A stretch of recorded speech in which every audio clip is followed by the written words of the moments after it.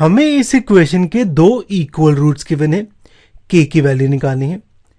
सबसे पहले हम यहाँ पे kx को अंदर मल्टीप्लाई करते हैं तो मेरी इक्वेशन कुछ ऐसे आ जाती है।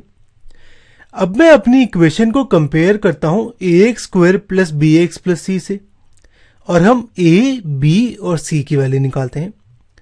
अब a होता है वो नंबर जो x स्क्वायर से मल्टीप्लाइड है, यहाँ पे k मल्टीप्लाइड है x स्क्वायर से तो a की वैल्यू k होगी। b होता है वो नंबर जो x से मल्टीप्लाइड है, यहाँ पे -2k मल्टीप्लाइड है x से तो b होगा -2k। और c होता है मेरा कांस्टेंट जो कि है 6 तो c की वैल्यू 6 आ गई। अब यहां पे मुझे दो इक्वल रूट्स गिवन है।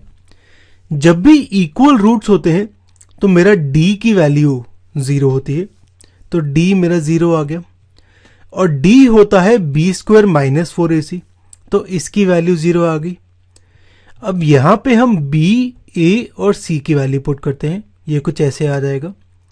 -2k का स्क्वायर होगा, माइनस का स्क्वायर प्लस हो जाएगा, 2 का स्क्वायर 4 और k स्क्वायर आ जाएगा। राइट साइड में ये आ जाएगा 24k। मैं यहाँ पे 4k कॉमन लूं तो ये आएगा 4k into k minus 6 equal to 0। हम इसे सॉल्व करते हैं, यानी 4k की वैल्यू 0 है, k है 0/4 यानी 0 और k माइनस 6 की वैल्यू 0 है यानी k की वैल्यू है 6। तो यहां पे मेरी k की दो वैल्यूज आ गई, 0 और 6। अब मैं k की वैल्यू 0 पुट करता हूं अपनी इक्वेशन में और चेक करता हूं कि वो सही है या नहीं। अगर मैं k की वैल्यू 0 पुट करूं, मेरी इक्वेशन कुछ ऐसे है। k की वैल्यू 0 पुट करता हूं तो ये आता है 0 इंटू एक्स स्क्वायर यानी 0, 2 इंटू 0 इंटू एक्स यानी 0 तो ये आता है मेरा 6 इक्वल टू 0 जो कि पॉसिबल ही नहीं है। तो यहां पे मेरा k इक्वल टू 0 पॉसिबल नहीं है।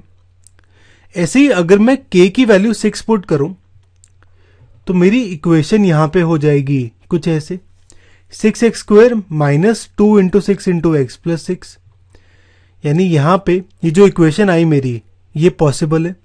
तो k इक्वल टू 6 पॉसिबल है, तो यहां पे मेरा k इक्वल टू 6 पॉसिबल है।